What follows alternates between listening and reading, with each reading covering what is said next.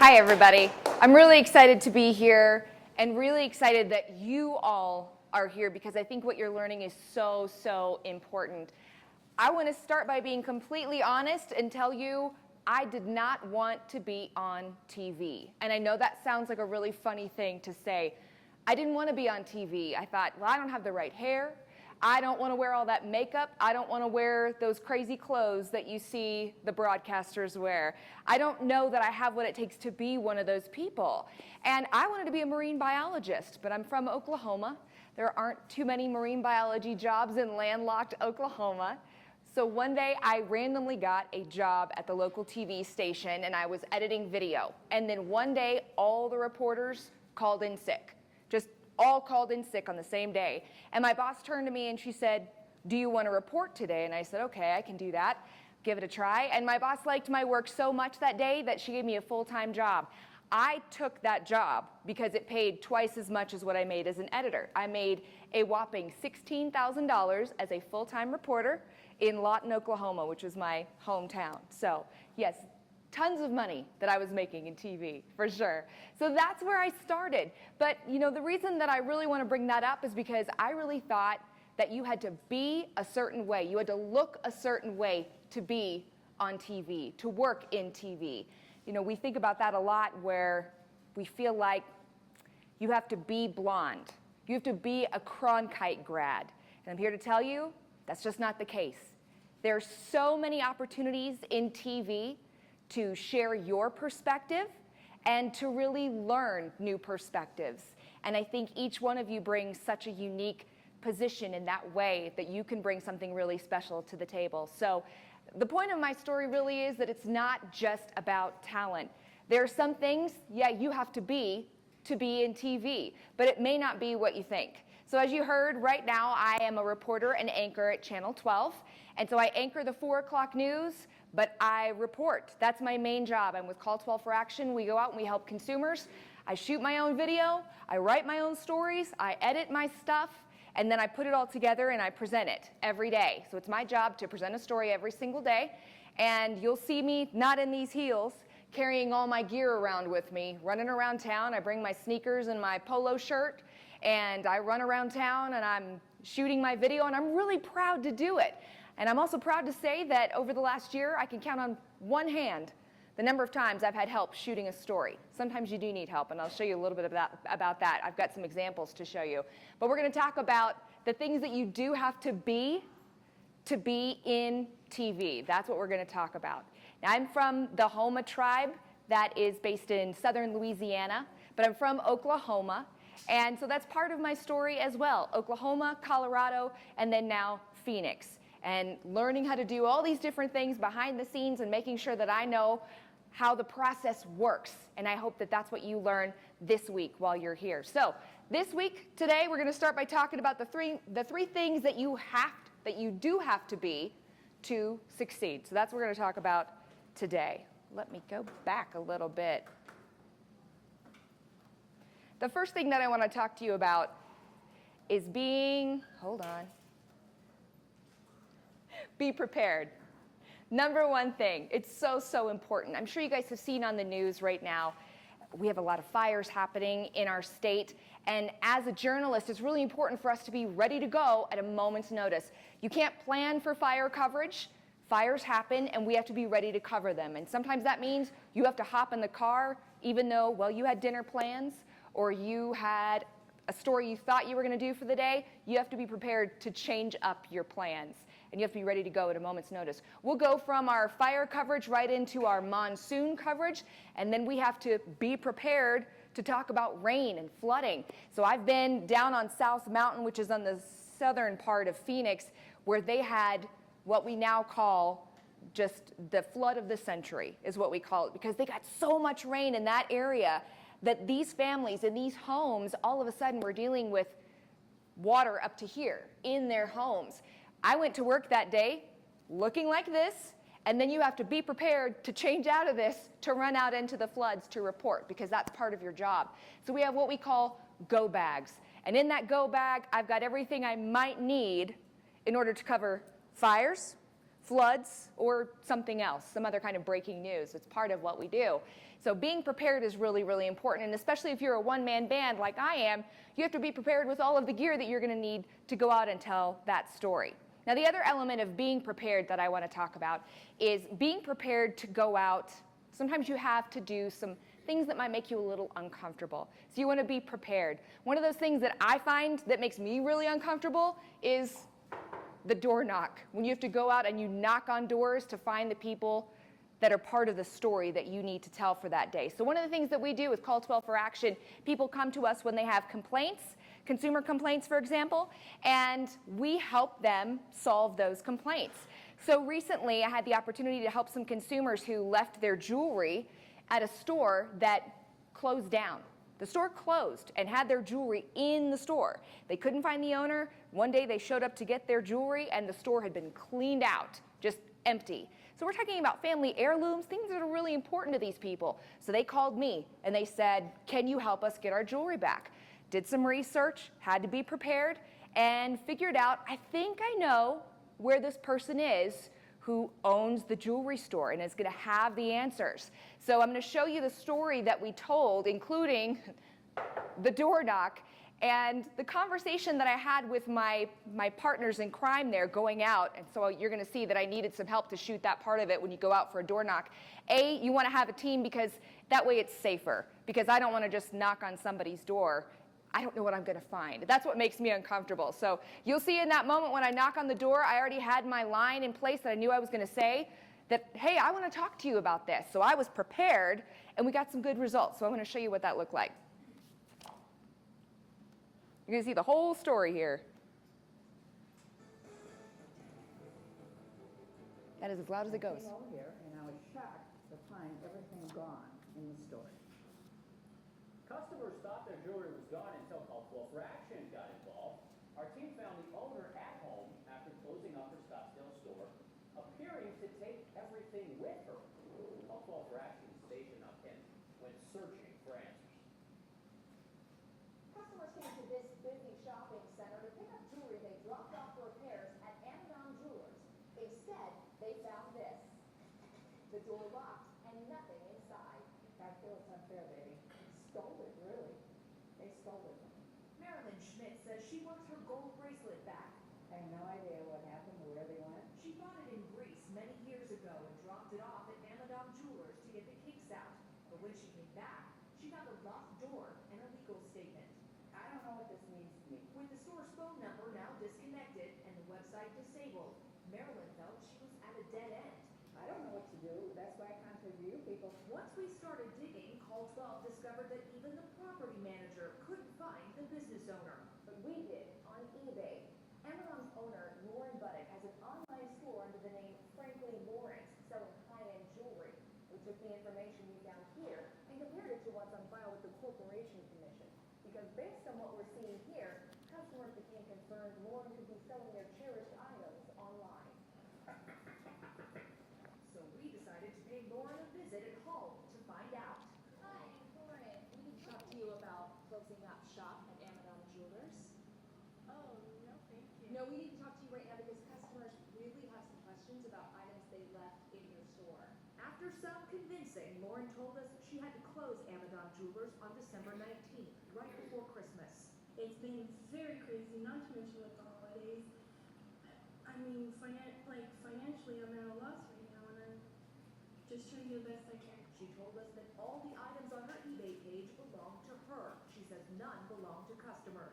She also said she didn't realize how the store's closing might worry them. It was a very sudden and scary thing for me, and my employees, and I'm sorry if they feel like I'm trying to get a phone call. I'm not, and I will return and call all the customers and give everything back. In fact, minutes after we left, Marilyn received a call about her bracelet. That's terrific. We were there as she got it back after thinking this might never happen. Call Extra 12 for sure, because I got some great results and I'm very, very happy. Very happy. I was told I would get this back. I'm thrilled. If you drop off your jewelry to be fixed in the store, State Farm says you should take pictures of the items and always keep any receipts. In Scottsdale, Stacia Naquin, 12 News. Meryl? So that's what we were able to accomplish by being prepared, ready to talk to this woman. We call that an unscheduled interview. She wasn't planning on doing an interview when she opened the door that day, but there was no other way for us to get a hold of her. They disconnected their number, there was no email, their website was gone, so that's what we had to do to get some answers for the customers, but we did get answers. There was another case that we solved with that same jewelry store where it was a $5,000 watch that a woman's father had given her and her husband, so we were able to get that back for them as well. So being prepared is so, so important. The next thing I want to talk to you about is being ready to learn. That's the next thing you have to be ready for in TV. So being ready to learn, goodness, you are learning something new every day in TV. Every day I come home and I say to my husband or my best friend, you won't believe what I learned today. Something cool comes up every single day. You meet someone new, you learn something new. You also learn how to do your job on the job, potentially in front of thousands and thousands of people. So one of the things that we use in TV, we have consultants. Consultants come in and they help us, especially when you're on TV, do your job better so that you are really making sure that the focus of what you do on TV is about the story and not about something that may be distracting, like maybe your hair is distracting, your outfit is distracting, because every day you go and you think you're doing an awesome job, and I'm sure that you are, but then there's little things that you don't realize that you do, as I found out. I'd been anchoring the morning show in my hometown with a man named Tom Charles, and I was really excited to have this opportunity and tell stories, people in my hometown, and the consultants came in and we watched tape together. Now, I tried to look for some old tape of me on camera, and apparently I've burned all those clips, so you won't get to see them, but trust me, there was lots and lots to learn.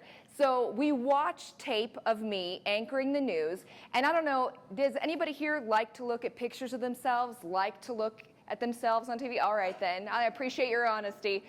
I think it's awful. I don't want to see pictures of myself. I don't want to watch myself on TV. I know that sounds weird because I'm on TV for my job, but I watch myself and I just go, oh. But that's how you learn. You have to watch yourself. So I watched myself with the consultants, played some clips, and they stopped the tape and they said, do you talk with your hands? And I said, yeah, I talk with my hands. I'm kind of a big hand talker, actually. And they said, do you talk with your hands on TV? And I said, oh no, I want to be professional. I want to be taken seriously. And they said, okay, does this look like you want to be taken seriously? And they played the clip, and there I am, and my shoulders are like this. Now keep in mind, when you're in TV and you're anchoring, you live right here with people. So people are watching me deliver the news, and my shoulders are going crazy. They're just my hands are gonna get out one way or the other. And so they said, why don't you just talk with your hands when you're on TV? If that's what feels more natural to you, then that's what you should do. So I started talking with my hands. Now, I'm not crazy on TV. If you see me later in this week, if you turn on the 4 o'clock news and you see me, I do talk with my hands. I don't want it to be distracting, but hopefully that prevents the shoulders from going crazy. So be ready to learn about your performance and how to tell these stories, and then be ready to learn on the job about fascinating things. How many of you love Shark Week? Shark Week is coming up, I think next week.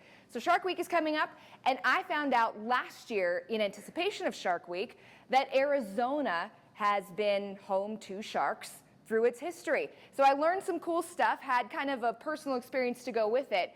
So I wanted to show you a little bit about what I learned on the job this time last summer connected to Shark Week. Going on right now, and even though we are landlocked here in Arizona, it applies to us too. And every year when this week comes around, it reminds See, me of talking with my something hands a that I little bit. found as a kid. I brought it with me. My family was stationed in South Carolina, and I found what I thought was a piece of driftwood. I mean, it's hard. I found it in a riverbed, but as I looked closer, I thought, this looks like a giant shark tooth. And look how tall it is, or half of a shark tooth. As I got older, I wondered if it could be from a megalodon, a giant prehistoric shark. So I went to learn the truth from the experts, and I learned a little more about the sharks of Arizona as well. When we think of sharks, we don't necessarily think of Arizona, but they have a history here too. Small sharks, early sharks, are found along the rim east Basin. These later Cretaceous sharks are found up in the region of the Navajo Reservation. Dr. Robert McCord is the curator of paleontology at the Arizona Museum of Natural History, where visitors have shown a renewed enthusiasm for the past because of the present. With both Shark Week and Jurassic World making news, Dr. McCord understands the excitement. Oh, I have a great job in the world. Going out and what I find, I am the first one to find it. And there's a little bit of detective work and murder mystery to it, if you will. Mystery in a state with much to be discovered, from prehistoric animals, big and small. Here's another example of the type you can find along the rim east of Payson. He sees a great future for paleontology, with a steady stream of young people hungry to know more. Kids' capacities to learn about dinosaurs is infinite. Even for a big kid like me, he's happy to share his expertise. I didn't know what it is, but I've had it all this time. That's the first of it. They did them megalodon. If you know shark teeth, they look a lot like the great white shark. Only not bigger. I mean, that's the simplest way to put it. Yeah, it's megalodon. So, congratulations. I've never found one.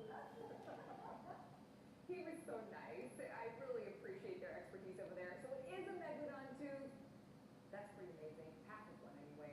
So as soon as I learned that news, of course, I got on the family group text to share that news with my family right after that interview. Dr. McCord estimates that it's between 5 and 20 million years old, and actually small by comparison to many megalodon teeth.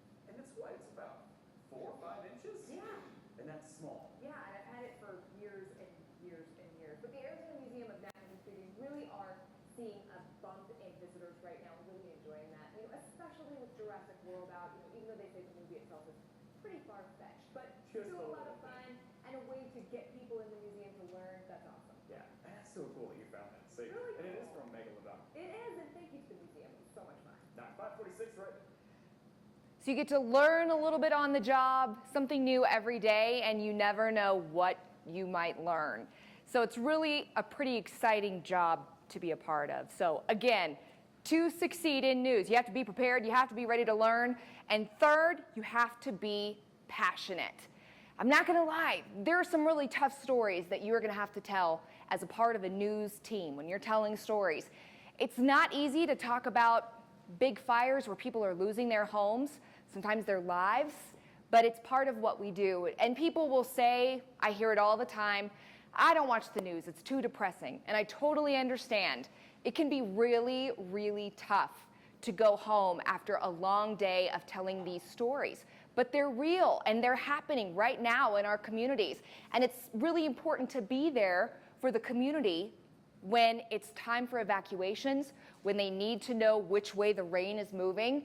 It's important that we're passionate about sharing this information so that people in the community have information that really can help their lives. I mean, we're talking about life-threatening situations in some of these cases. So it's really important that we are passionate about what we're doing and the stories that we get to tell. And even though some of it can be depressing, you know what? You get to tell stories that are important to you. So something that's really important to me, I'm involved with the USO because I'm a military kid. I grew up moving all over the place with my dad who was in the Navy, so I'm very much a part of that military culture, and that's probably something that I identify with the most. I feel still like a military kid, so it's really important to me to stay connected to that. And so I get involved with the USO, and through my involvement with the USO, I get the station involved in the USO. So the USO goes out and they support our troops and keep them connected to family, home, and country through a variety of programs. And so we are involved as a station now with the USO, which I'm so excited about. And I also get to bring stories to the table about the USO because I can go to the folks in my newsroom and say, you know what would be really awesome is if we were able to do this story. And so that's really important as well. So we're able to be passionate about things that we're passionate about, stories that you think need to be told. So the USO is really important to me. And then one of the other groups that I work with is the elementary school right next to my house. I live in Laveen, Arizona, tiny little farming community right outside of downtown Phoenix. So it really takes me 15, 20 minutes to get to work. But not many people know much about Laveen. In fact, when we had our big flood of the century and much of Laveen was underwater, a lot of people were saying, wait, where is Laveen again? And it's like, it's right next to Phoenix. I couldn't understand how people didn't know about this community that's right there. And so I just stopped by the elementary school next to my neighborhood one day and I said, hi, I'm Stacia, I work at 12 News. can I help out around here? And they were so sweet, scooped me right up. And so I'm a community partner at the elementary school. I go and I read to kids, and I volunteer in classrooms and judge the science fair, mentor students, and get involved there. And through that, I learned about a group of kids at that school that they do something really, really awesome. They're part of a program called Live Pure Kids. And as an instructor there at the school started this. And it's about teaching these kids about a healthier lifestyle. And it's probably information that these kids wouldn't get anywhere else. And I was blown away the more I was involved with these kids at what they knew and shared with me. So one day I was volunteering at the school and I popped open a Diet Coke. Oh, I had 3 kids jump up and they said, "Oh, don't drink that. You should have water with lemon." And they're so passionate about it, and I thought this would make a great story. And so I came out with my camera and I arranged it with the school, and I got to interview these kids, and then we turned it into a news story. And again, for me, this was really exciting because I'm so proud of these kids and what they're learning and how they're passionate about getting healthier. And I was really excited to come out and shoot this story and give them a voice on TV, because it's not like people were banging down the door to tell that story. But I was there and I could tell that story. So I was really excited to do that. So I want to show you what that looked like.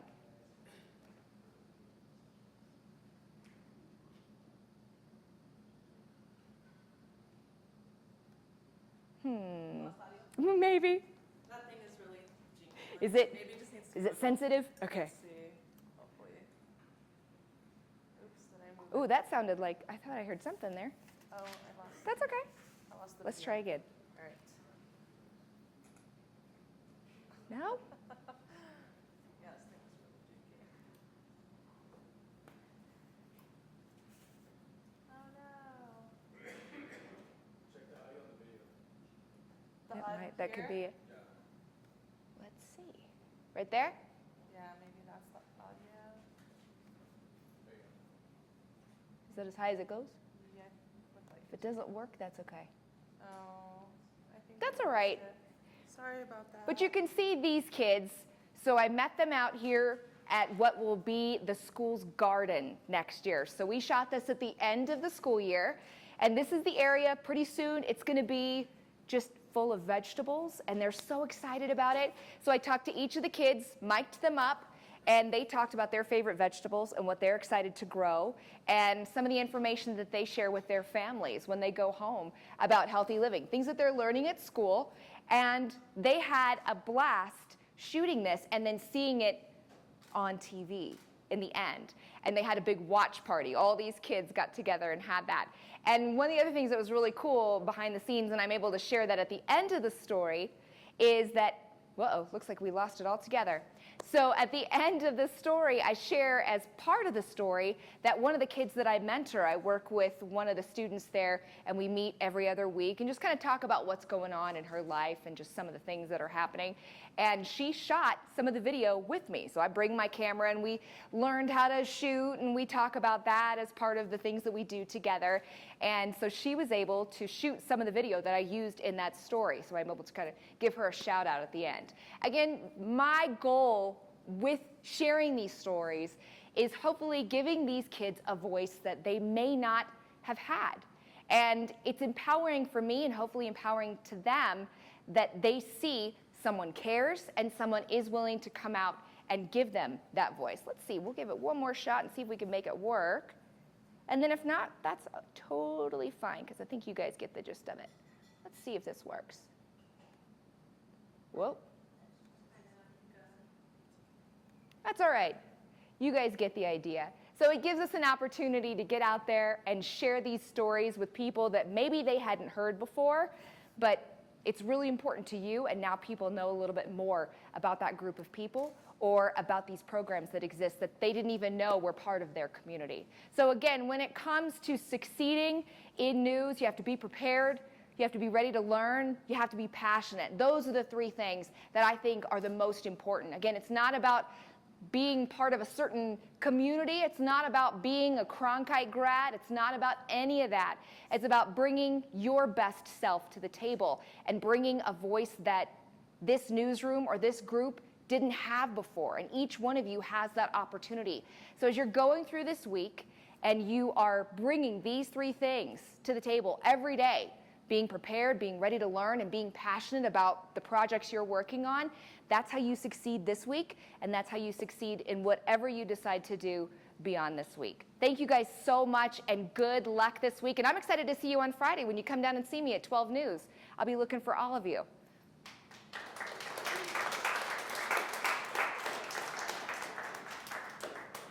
Stacia, one thing I think you left out is you have to be able to think on your feet. Yes. As you just demonstrated. Sometimes the teleprompter goes out.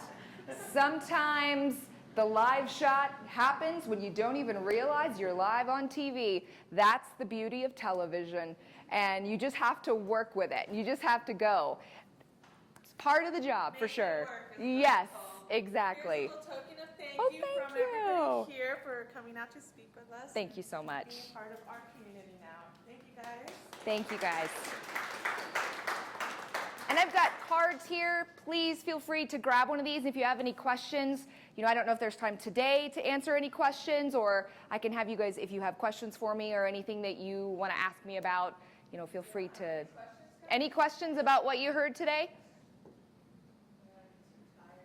I know, it's early. So today, actually, I am headed back to the station as soon as we're done here, and I will be anchoring the 4 o'clock news again today. And I have a story that's ready to go, already edited and ready to go. And so that will be, again, it's part of my job to share stories every day, share important information with people, and then whatever they want me to do, actually, in the newsroom. They have me in all sorts of roles and all sorts of jobs, just like you guys are doing this whole week and learning these different things. So I'm excited to see you on Friday. And please grab a card here and let me know if you have any other questions.